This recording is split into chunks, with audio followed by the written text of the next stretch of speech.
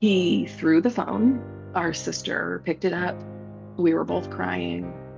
Um, she's like, that's not how I wanted the conversation to go. And I was like, that's not how I wanted the conversation to go either. And we told each other we loved each other. And I was like, I'll talk to you soon. And that was the last time I ever talked to her.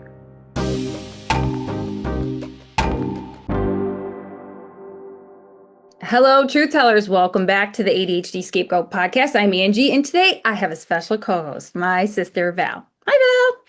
Hey. So today we want to talk about something that, I think for both of us completely changed how we understand our past, like our family and ourselves, right? Um, and that's two things can be true at the same time. Understanding nuance and being in that place of healthy complexity in healthy situations, right? And we're also recognizing that when you're met with these, like how to recognize these manipulative false equivalencies when toxic people are trying to frame it as nuance or, that you're being stubborn, right? Um, and obviously for us, growing up in chaos and dysfunction, and definitely for me, the scapegoat dynamics, this concept was super uncomfortable at first.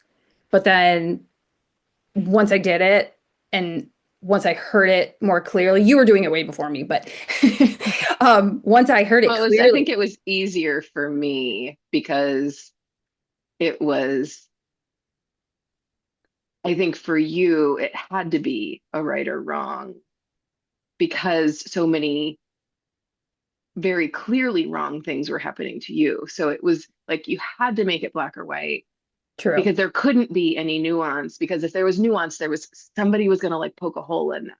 So that's where like the True. toxic false equivalency or yeah, but I get confused with the terms, but yeah, Yeah, no, but that you're right. It's freeing now right. in order to do it. And so we'll get to more of that. But, Yeah. you know, I think that for most of my life, having to do that, and a lot of it is having to defend myself, right? Like you were saying, like those things, being able for them to poke holes in things, and I was constantly over explaining. So it's like if they were able to poke a hole in it, then I was bad. Or, you know, I mean, we were basically taught that certain people could do no wrong, and then certain people were idiots and they couldn't do anything right. And so there's really no space for both. And it was we had to take on our dad's black and white thinking. Well, yeah, so it was even, and I've used this example before, but even the simplest things like liking the flavor of coconut. Like you were Oh a complete yeah. idiot if you liked coconut. And it's like it's such a strange like hill to die on, right? But it was like literally like if you because our mom liked coconut, Hmm. but if you liked coconut, then you were dumb, you were ridiculous, and like it's ridiculous to think about now, but as a kid, it's like, oh, even if like a preference is put down like that and seen to be wrong, Right. like how do I have any sort of preference or thought of my own that is doesn't match his, right? Yeah. Oh my God, Yeah, that's such yeah. a good example. And what's funny is as soon as you said it, I knew exactly what you were talking about. And so I mean, it's Insidious. And that insidious, that small, yeah, but also that impactful, yeah, right? Right. yeah.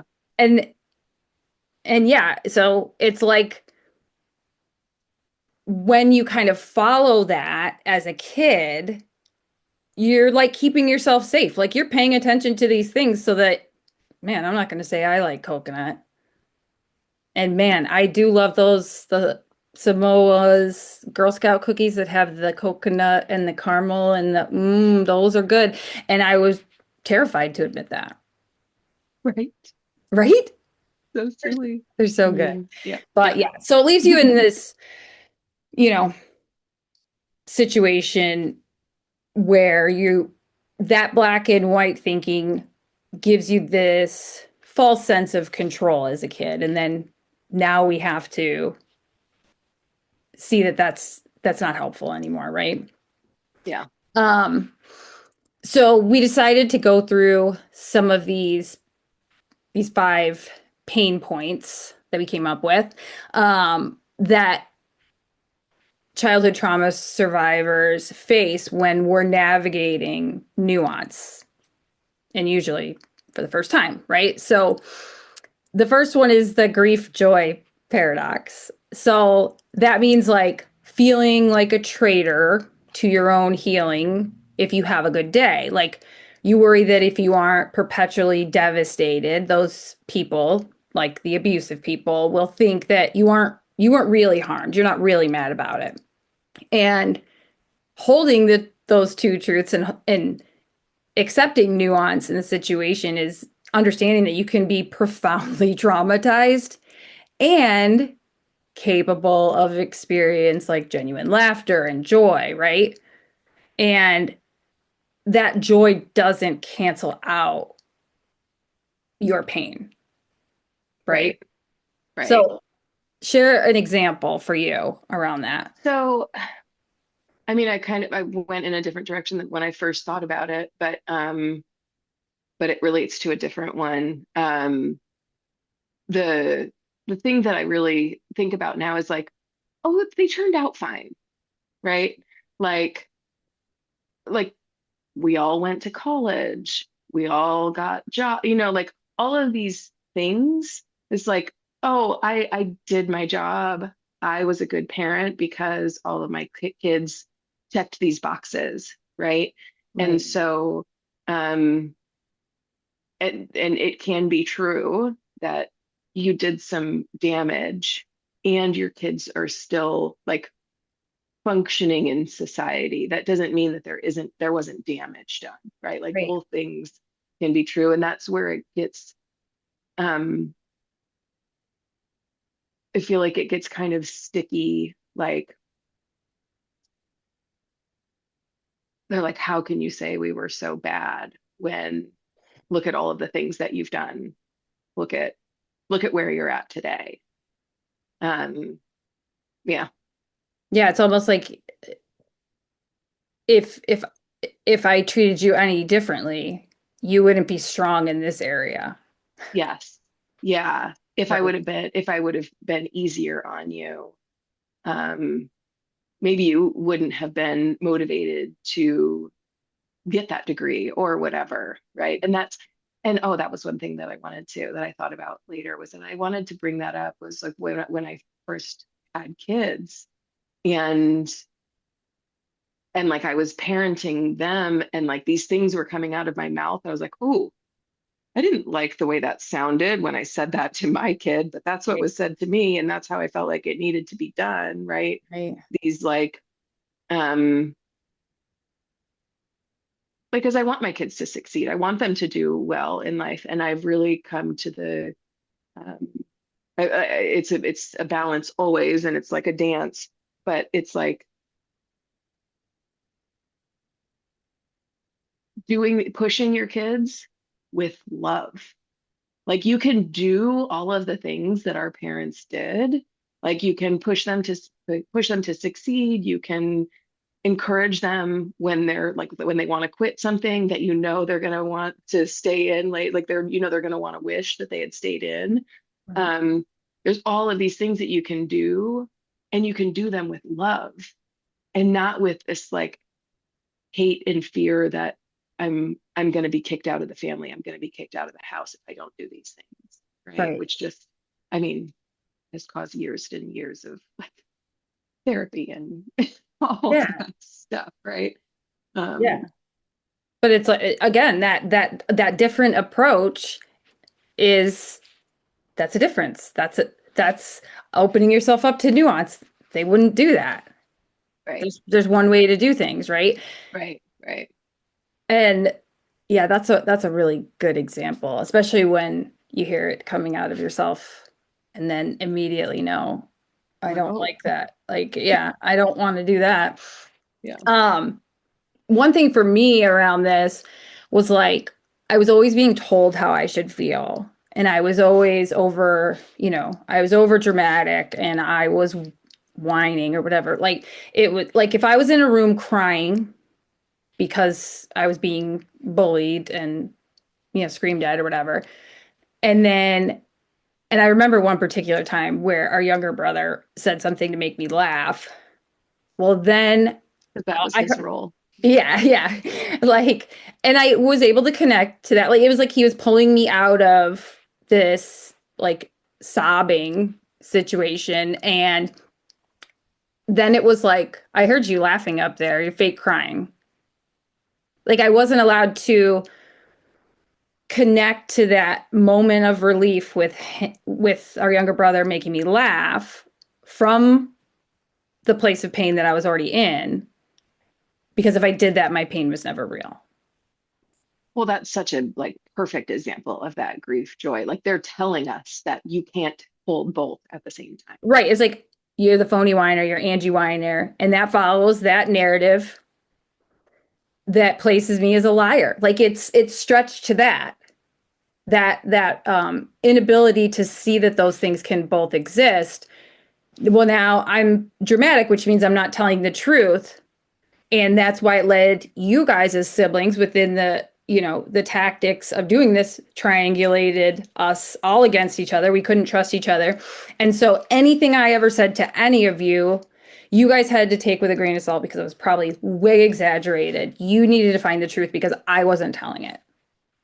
Yeah, for So, sure. Like when you have the parent saying, like, oh, and I mean, this would happen. I'm not sure how much of this you saw, probably at least some of it, but you had the parent saying, oh, look at her. Of course she's fake crying. Like she's laughing. You heard her laughing. Like that was like the lesson for all. Like it wasn't just the lesson that you got, it was the lesson that all of us got. mhm. If you're crying, you better really be crying. And then what that actually does is it forces you to fake cry because and continue to cry even when you're feeling better. Because if I experience joy or if I come out of this, they're not going to believe me. Mhm. Right. So it like kind of Well, but that's fosters how that. but Yeah. that's how you can't win. That's why the Right. goalposts move Right. because then you're being negative all the time. Right. And it's like, okay, what if I show happiness, then I'm faking? Like, which is it? Right. Right. Ugh. Yeah. So the second pain point is this imperfect victim fear. So that's the belief that if you made a mistake or reacted poorly, like in the way of like reactive abuse, um, or I mean, they would deem it as a character flaw so that you deserved whatever treatment they gave you because you contributed to them abusing you. And when it comes to the nuance of that, it's like, no, you can be a flawed human who makes mistakes. That's actually reality. And I'm always telling my kids, like, mistakes are how you learn. It's okay. You weren't, you know, mistakes aren't a bad thing all the time, right? And then there's that side, and then the other side that's like, oh no, you're a victim of this abuse. It's your imperfections actually make you human, whereas their abuse is a choice. They're not like they aren't part of any justification. Your mistakes aren't any justification for any way they act. Right? So what's Right. something that lines up with that for you? Well, this is such a long, I'm like No, go debating go. telling the whole story. Okay. Just tell it. So, the example that I thought of was just my last conversation with our sister. Um, I I had just been there to visit, and I was calling her because I found out after the visit, not through her, through someone else, um, that I wasn't, you and I were not going to be in the wedding, Right. which was a heartbreak. Mm-hmm. And like I'm glad I found out from someone else because I was able to like, I was really sad. Um, but then I was able to be like, you know what? Like, we haven't really, like, she moved. We haven't really been that close. She hasn't really been calling. Like, we didn't know enough about the situation at the Right. time. Right. But I was like, I still want to be in her life. So I'm going to call her. Like, I just had a really nice visit with her. I'm going to call her and just tell her that I know so that, like, take that pressure off of her. She doesn't have to tell me, right? I'm going to tell her that I know that I found out that she's having these other people in her wedding and just let her know that I want to be a part of it in whatever way she wants. So, like, give these girls, her bridesmaids, my phone number, let them know that, like, if there's anything that I can do to help out with the bridal shower weekend or anything involving the wedding, like, I am, well, like, whatever I can do from over here, like, I'm happy to Right. do it. I want to be a part of making that weekend and her day really special for her. So we have this conversation and she's like, um, so we started the conversation. It was just the two of us. And then her partner came home and we were on speakerphone because I'm assuming that's like something that she has to do is be on speakerphone. Mm-hmm. And so he starts chiming in and then he ends up taking over the conversation. And he let me know I mean, it was very clear about it, like that he didn't want you or I involved in the wedding at all. But after I came to visit and he got to know me and my kids, that he would be fine with me being there, but that you are a He manipulative. wanted to let you know how generous he was being to you. Yeah, Because, yeah, right. yeah. So it was a weird thing, right? Because like I knew he was calling all the shots, but I couldn't like I'm still dealing with this person, right? So Right. he said that, but you are a manipulative bitch. And sorry, am I allowed to swear? Yeah. Oh, yeah. Swear Okay, away. okay. Yeah. Um, and and that he doesn't want you anywhere near. And so, like I said, I knew who I was dealing with. So I was like, yeah, I understand that you don't like Angie, and um, but like we're not talking about her. We're talking about me and my relationship with my sister and like my involvement in the wedding. So like, and then we go on another, I don't know, some sort of a loop over here. And then it would come back to like, but that sister of yours is a manipulative bitch. And I was like, okay, I know you don't like her. Like, let's just move on. Like, we're not talking about that. And at one point, after him saying it multiple times, I'd had it. And I mean, there were multiple, I don't even remember. It was like 4 years ago, 3 years ago. So many things that he said that were just like so horrible and just out of nowhere. And so he said it again, said that you were a manipulative bitch and he doesn't want you anywhere near anything. And I was like, okay, you're gonna have to stop saying that about my sister. This was the voice that I was using. I was very stern. I was like, you have to stop saying that about her. You don't know her. Right. That is Never, not who never she met me. is. Yeah, that is not who she is. Um, I know her as a kind and loving person. And so you're gonna like around me, you're gonna have to stop saying that. He threw the phone. Our sister picked it up. We were both crying. Um, she's like, that's not how I wanted the conversation to go. And I was like, that's not how I wanted the conversation to go either. And we told each other we loved each other. And I was like, I'll talk to you soon. And that was the last time I ever talked to her. or the last time that I have talked to her, I guess I should say. And I just like I tried to call her after and whatever, but it just she never picked up. We got uninvited to the wedding. Mm-hmm. Multiple other things happened. I I called our dad before the wedding to because I was like he wasn't he had sent some stuff to us like you just have to support your sister like that kind of stuff and Mm-hmm. like I could tell that he didn't really know the situation and that he also like was not interested in seeing things from our side but there was a point where I was like you know what I actually am worried about his safety going to this wedding Right. because there were some things that like there were threats and there were things and I thought you know he's likely to stand up for our younger brother in a situation. And if he does that, like it could actually be a dangerous situation for him. And so knowing that he wasn't really interested in hearing from me, I was like, you know, I'm going to call him and talk to him and just tell him that I'm worried about him. And so I did. And he's like, you know, he kind of blew it off. Like he's like, it's fine. I'm not worried about it. I'm not worried about him. He's not dangerous. I'm like, okay. And then I don't know how it came up, but he said like he's like I just don't understand why you would call them after such a nice visit and then yell at them. And I was like, "Oh, Yeah. that's what you heard?"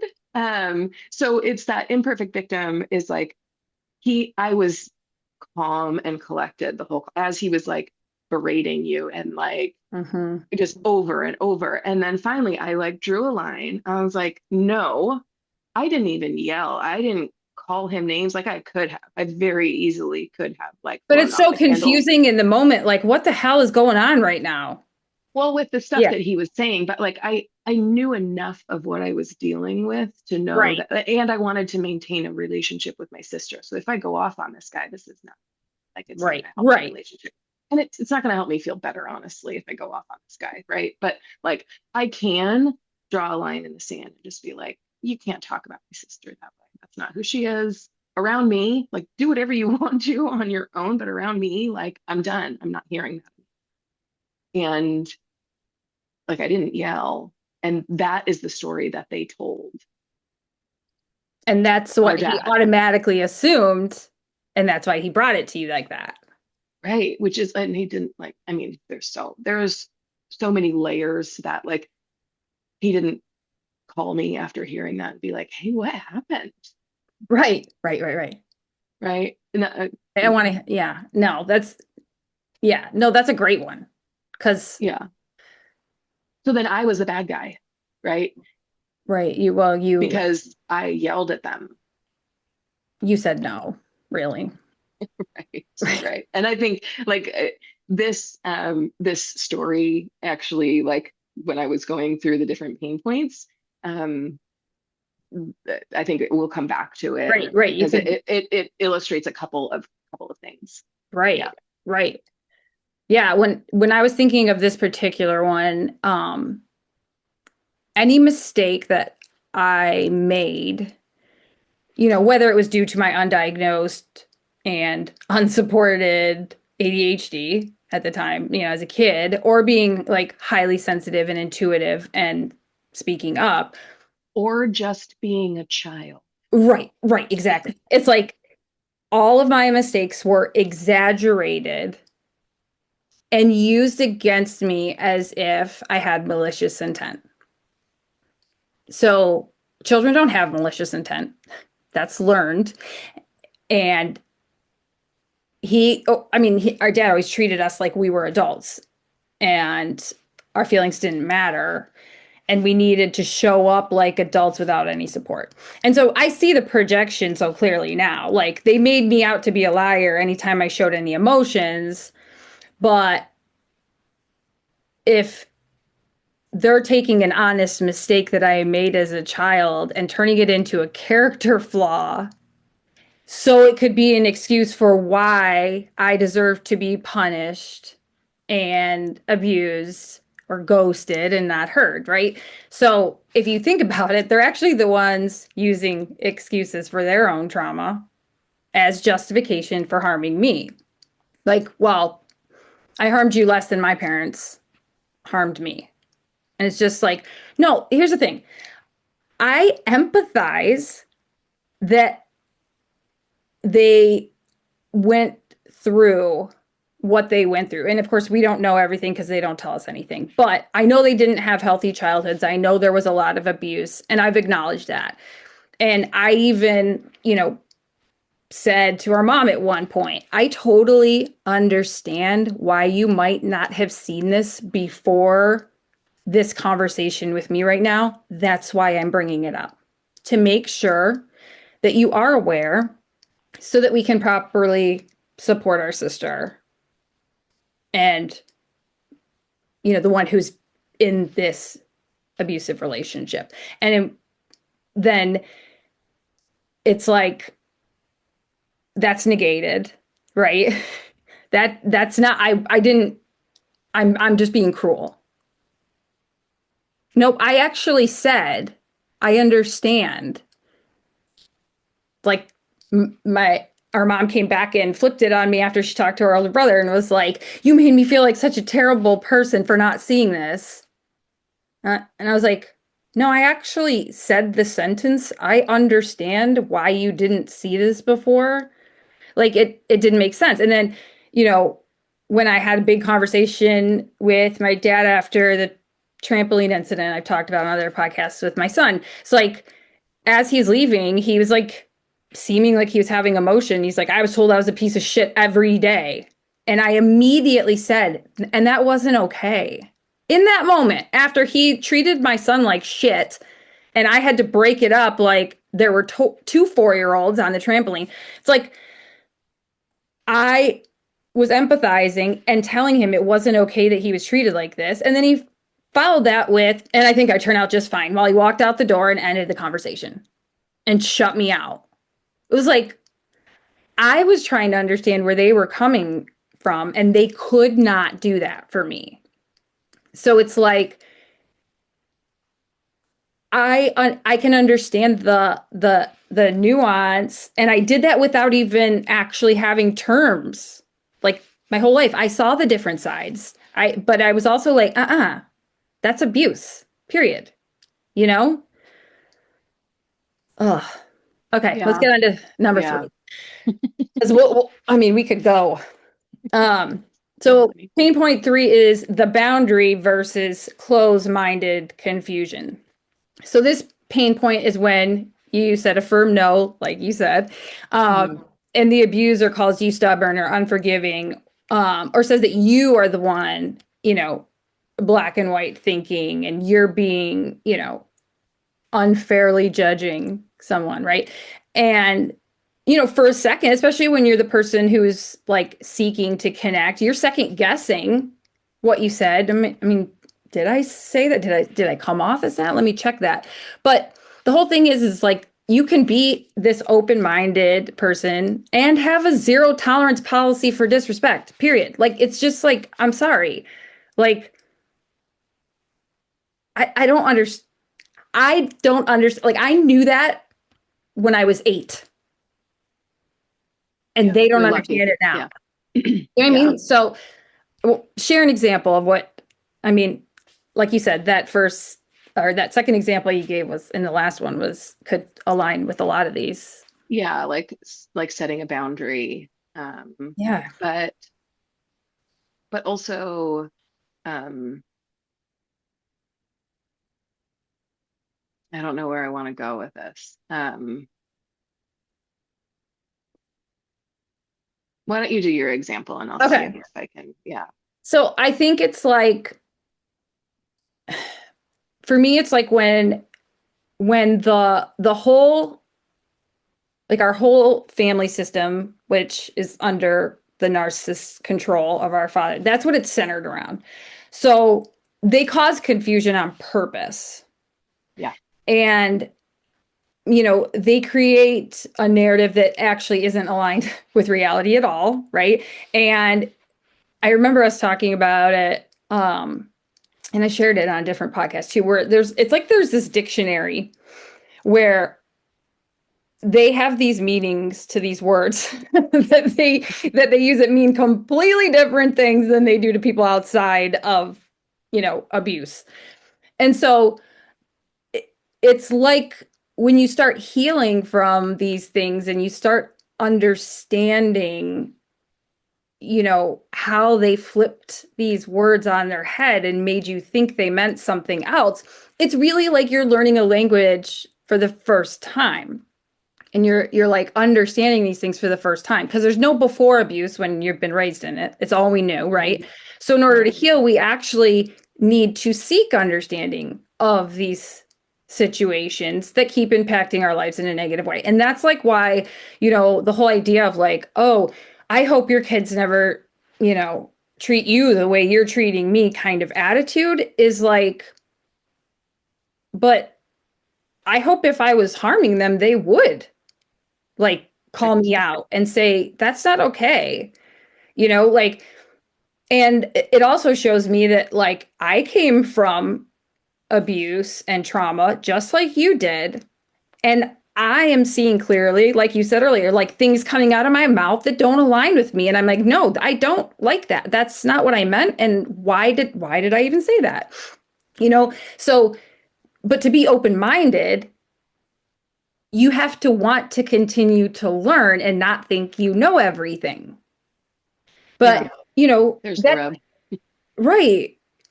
It's like, that doesn't mean I still can't have a hard stop when someone's attempting to bullshit me or lie or attack. It's like, I mean, I stuck up to our older brother who he bullied me constantly. And I would be like, no, I don't deserve to be treated like that. And I was called selfish and a problem and I was difficult. And I was like, I just have self-respect. I'm not like picking up your backpack that's right in front of your feet. I'm not your servant. Like I was being a problem. And so they think you're closed-minded because they want you to Just be, accept the oh, abuse because yeah, most people do. Yeah. open yourself up because I'm entitled to treat you however I want. But you're not allowed to say no. Yeah. And that's why they hate boundaries. That's why when you said no, the phone was thrown and you lost contact, right? And like they also don't know this is the definition they really don't understand is boundaries. Yeah. Like boundaries aren't telling someone what they can do and what they can't do. Boundaries don't mean like teaching the family to respect our privacy by trying to control and threaten everyone that's telling the truth. Those aren't boundaries. Boundaries are meant for you to honor your no, and they don't accept no. That's when they freak out. That's when they're losing control. How dare you say no to me? How dare you ask questions to understand? Yeah. How dare you try to prove me a liar when I'm you're lying. like all you're doing is lying behind my back and spreading lies about me. It's like, how dare you have a conversation with your sister? You're just trying to control her. Like, being open minded is actually intelligent, and genuine curiosity is how you figure things out and how you understand. It's an opportunity to learn and grow, right? But that's not how it works for them. Like, not a chance in hell. Yeah. And I'm So come trying back to you. to, yeah. So I'm trying to like put it in this context. There was a lot of talk about how we wanted to control our sister. Wait, what'd you say? I didn't get all that. Oh, sorry. There was a lot of talk about how we wanted to control our sister. Yes. There was a lot of that was the accusation is that we wanted to control her. And they didn't understand that, like, I'll just speak for myself. Like, I wanted, and I still want her, our sister in our lives because I love her. Like, I want her in my life because I love her. And like, I want to be in her life because I love her. And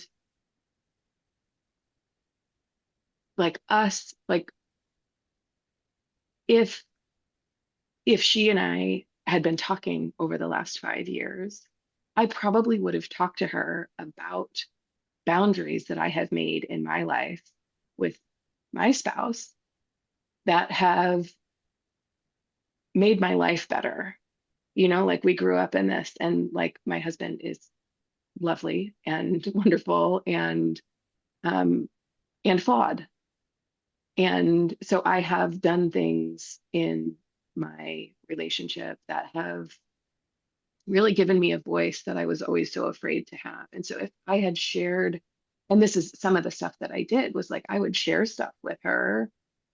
And like if she, what they're worried about is if she gets a whiff of that and Mhm. starts to be her own person, like that is not okay because they're trying to control her. Mhm. So if I am encouraging her to be empowered because I love her and I want to live her to live like a fulfilling life, whatever that means to her, like whatever she decides to do for a living, whatever she decides to do with her time, like whatever. But like I have the same conversations with you, right? And my really good friends, um, who I'm not trying to control at all. Like I Right. got enough on my plate. Like I don't need to control anybody else. I don't need responsibility for anyone else. Right.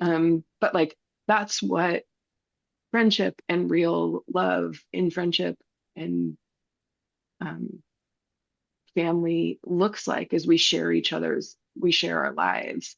And Right. that was really, uh,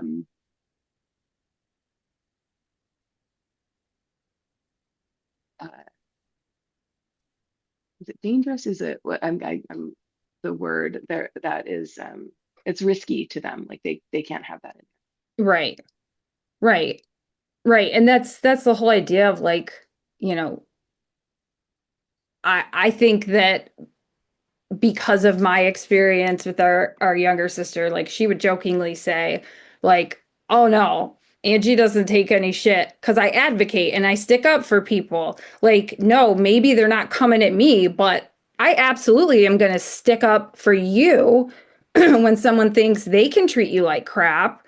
And like, I'm here for you. Like, I'm loyal to you. And like, and if I see harm being done to anyone, like that's I mean, now I know more clearly how it's, you know, directed or completely on the ADHD justice sensitivity, high sensitivity side, but I just always knew like that's not okay.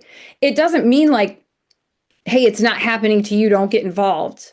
Like you're meddling. It's like, oh no, if it's happening to her, it could happen to me. And I think that's part of this, Mm. like this, the closed-minded thing is actually being like, this could never happen to me. That happens to other people, not me. So they're actually closed-minded about the reality of the situation, right? Oh yeah, that's interesting. Okay. Let's go on to 4. Yeah. So pain Okay. point 4 is distinguishing nuance from this false equivalency that they try to use. So struggling to see the difference between like we both have different perspectives, and then the other side is I'm telling the truth and you're lying, right? And two people can have different opinions on a movie, but they can't have different truths on whether like an assault occurred. You know what I mean? Like nuance exists where there's like preferences and there's differences of opinions, but it doesn't exist in like whether abuse is present or it's not, or there's like facts. You can't, like, that's why they say it's in black and white right here. These are the court documents. It's black and white. It's because those are facts that you can't argue. There isn't nuance to it. This is what happened. And so they like to play around with playing this middle ground and will claim that you're lying because you're not in that nuance space around it. Like, oh, you don't know him, you don't know the whole story. So, what is this? Do you know an example for you that you want to share? Well, just thinking about those, like you can't have different truths. You can have different opinions. but you can't have different truths. What I like immediately thought of was the coconut example. Yeah. It's like we couldn't even have different opinions. Yeah. So this is a really tough one because like if your opinion is fact, then what's my opinion?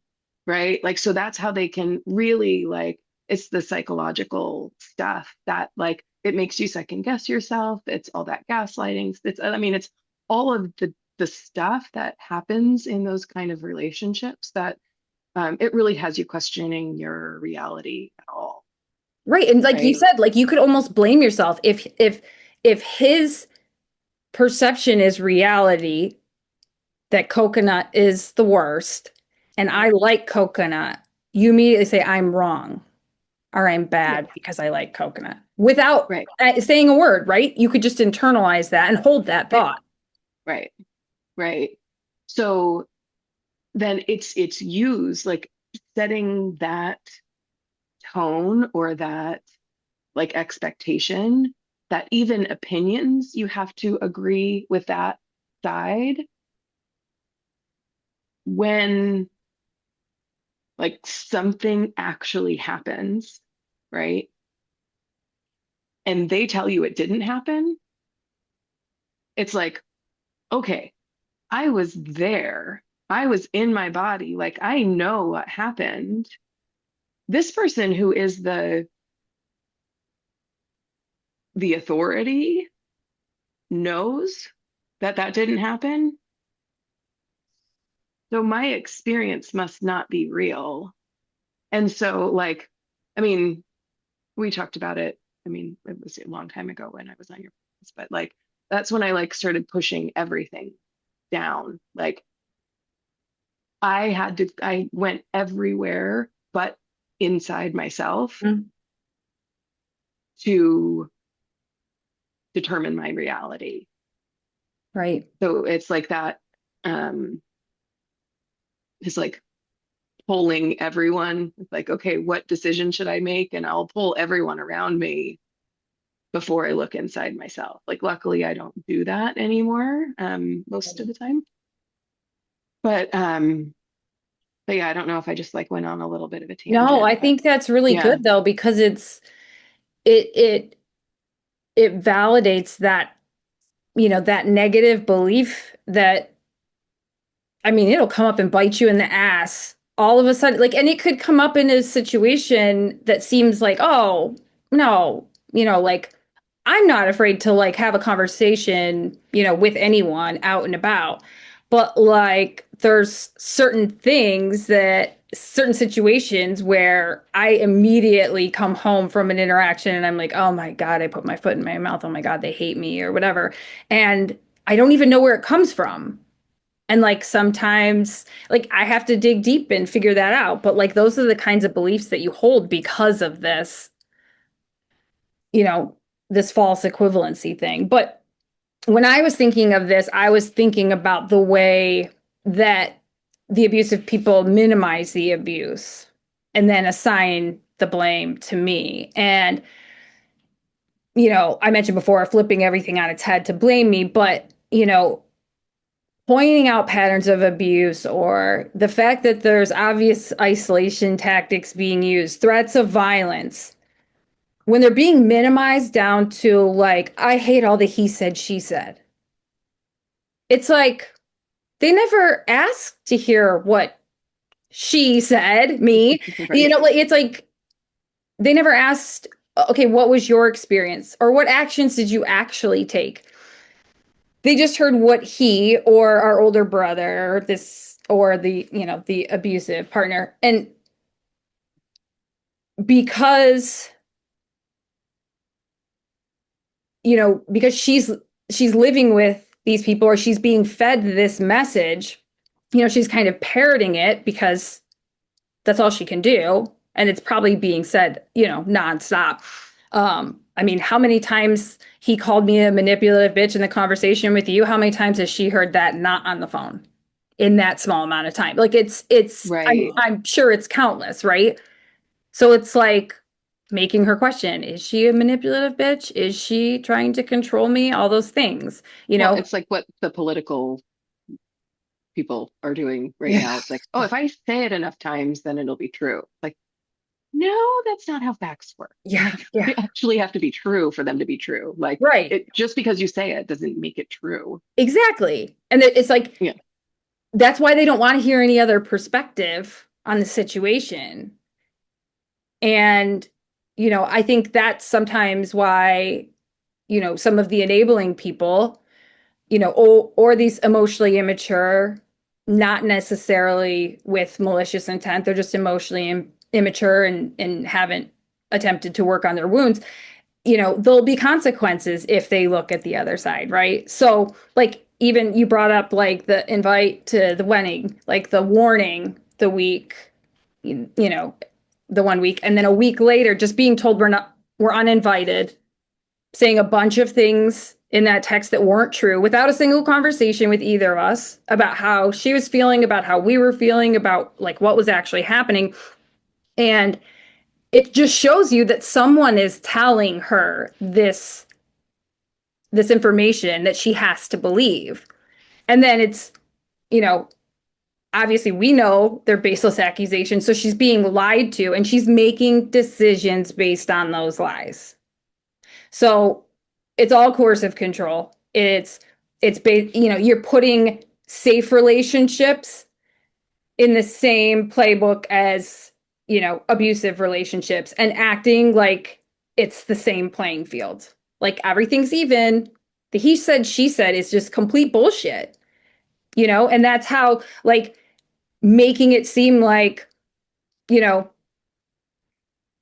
oh, you know, how, I mean, how basically how the idea of our, our, our brother being threatened, like, those are not the same things, you know? Yeah. It's like, he was threatened to, you know, not show up to the wedding. And it's made out to be like he made a threat too. That's the immediate argument. It's like apples and oranges. It's like, wait. Well, he made a threat? Like our brother? Oh, he said, if I find out that there's any sort of abuse happening to my sister, I will kill you. Because he already sensed what was going on based on the things he was saying about me. And then this abusive person said, if you show up to the wedding, I'll have guns and a backup. Like, those are not the same thing. No, I mean, the police officer I talked to definitely said those are not the same thing. Like, that's ridiculous. But that's the hill they're going to die on. It's a strange thing. It's really, It's yeah. not the same. And so you'll feel that though, like when they're trying to do it, they're trying to, like you said, poke holes and stuff so that you start to feel you at least take on some of the blame, Right. right? Right. And you can understand how some of these people who have been brought up and lived in the black and white and like, married into that like black and white thinking and good versus bad, and there's no nuance anywhere. How they can like they feel like they have to pick a side, Yeah. right? When like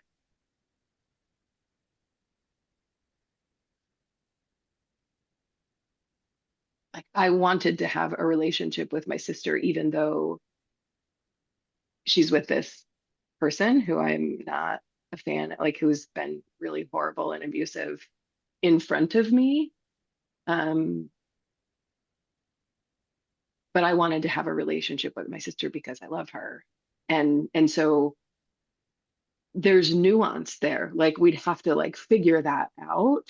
Like, and I know people who have relationships with one spouse and don't like their spouse, right? Yeah. And that can happen.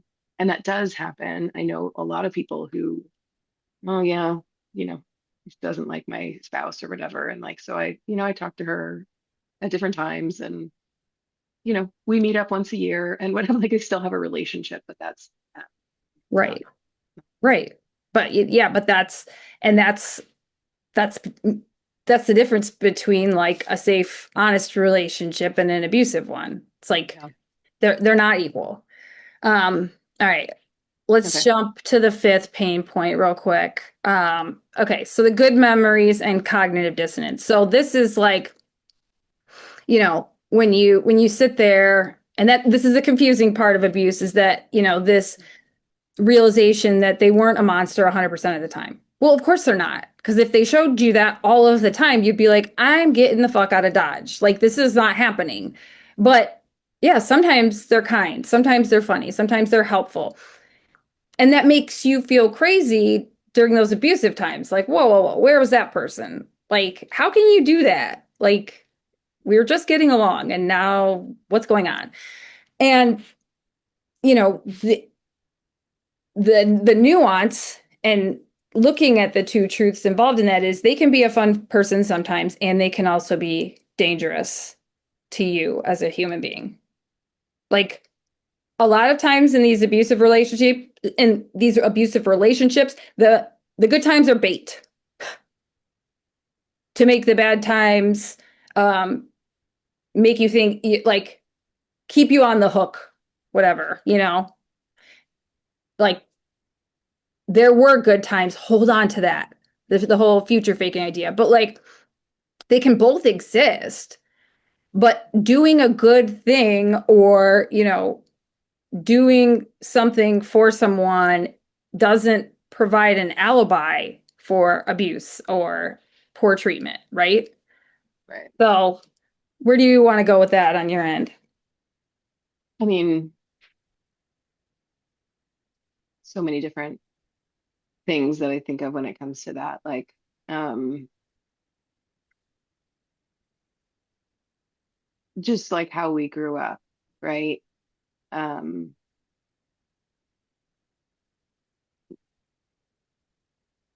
like they're what a big argument of theirs is that we're acting like it was all bad, right? And that's not the case. Like I really do like hold dear a lot of memories that we had as a family.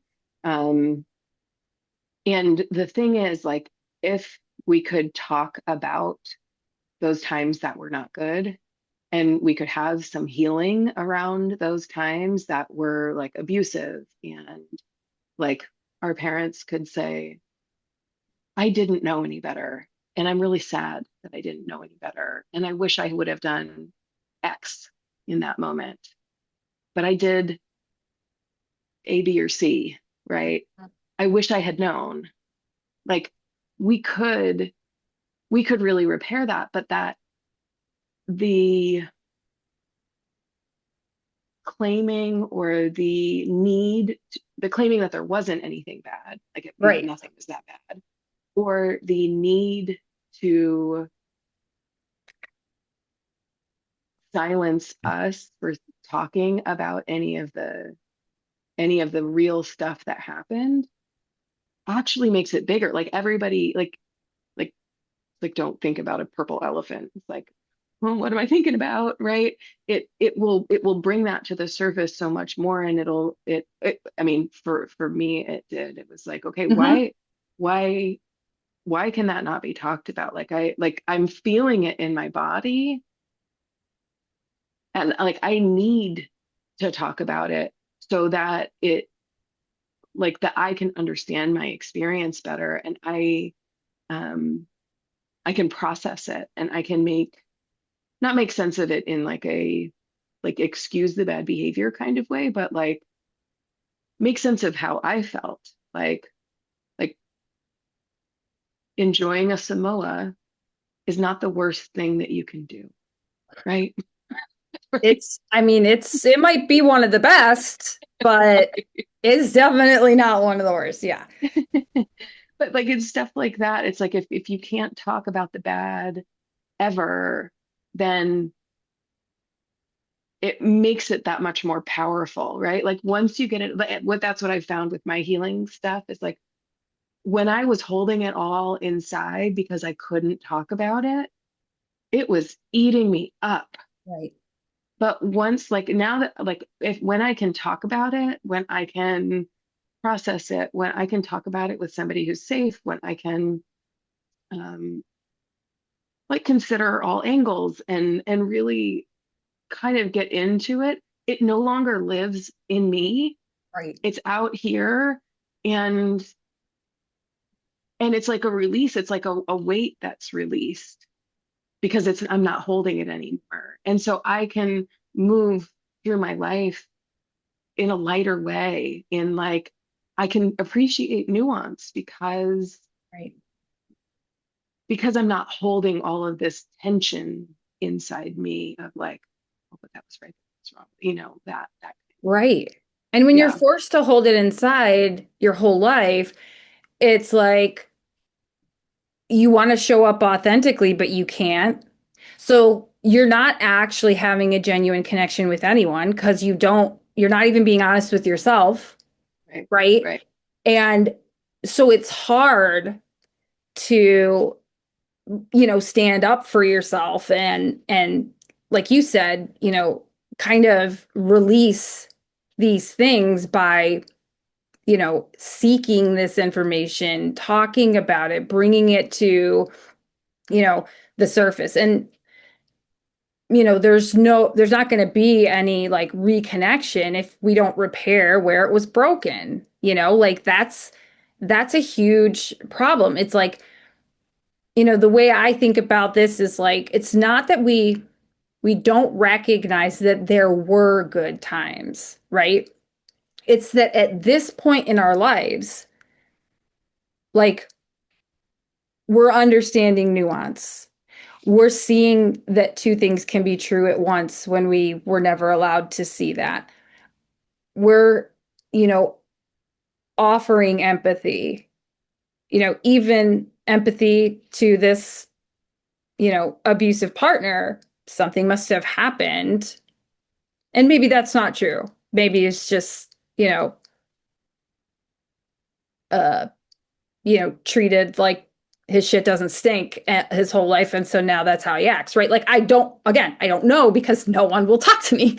But it's like you exhaust all of these tools to show up and be the person you want to be because that's what you want to receive.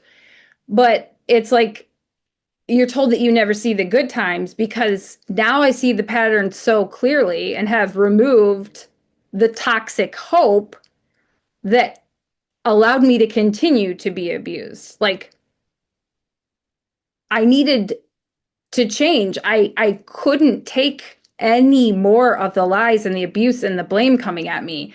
So like no, I gave over and over and over.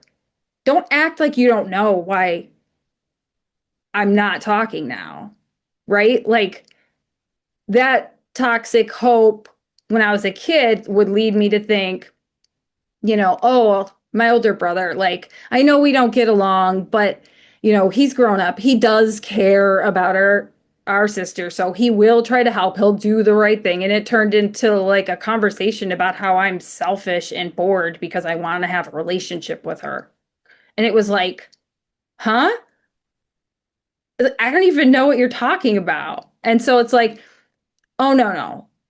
I'm I'm saying no, I'm not doing that anymore. And so now I don't remember any of the good times. Everything's bad.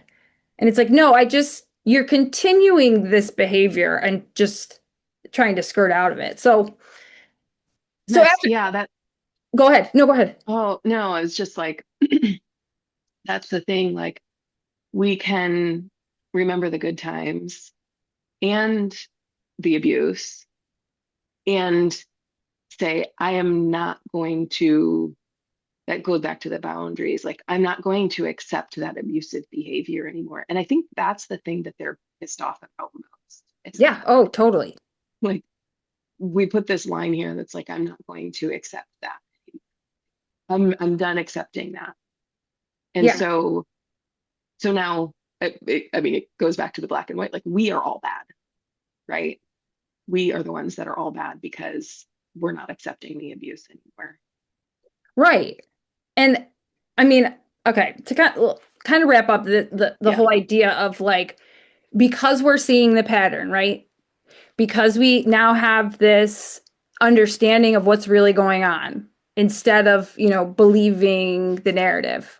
And again, I will say it over and over. I'm so grateful that you and our younger brother were able to see this finally, because I know that doesn't happen for everyone. But trying to make, certain thing, this false equivalency, trying to make these things equally harmful is a clear indication coming from the person who's trying to make it he said, she said, or, oh no, you're both at fault, or, think about the ways in which you didn't support her and why she doesn't want you in your life. No, that's not the same.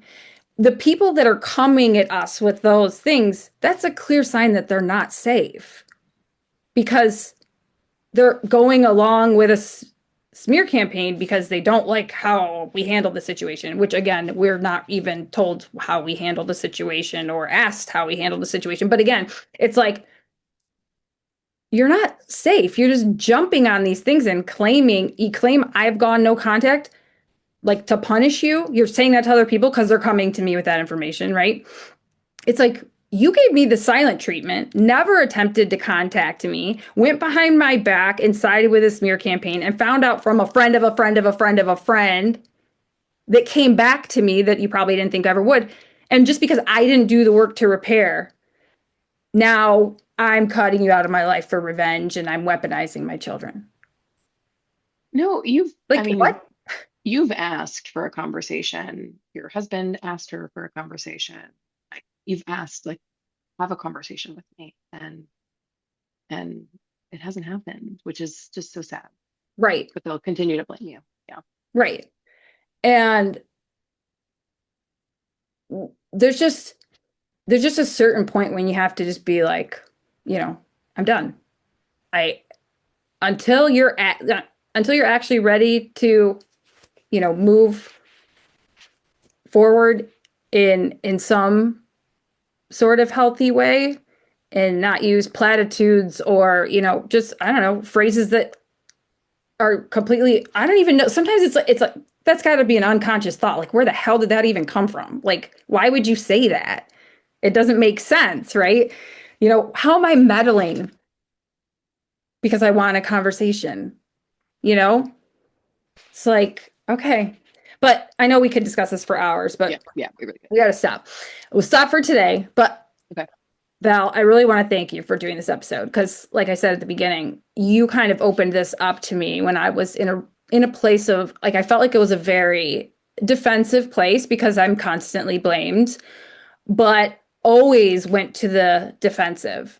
And it it wasn't that I thought everything was bad. I was just so unheard. It's like I was screaming to be heard. And you kind of taught me the and listening to both truths and like to pause, which is so hard for an ADHD brain, but also so effective. And you did it from a place now that I could actually see because I removed the narrative that was made to pit us against each other.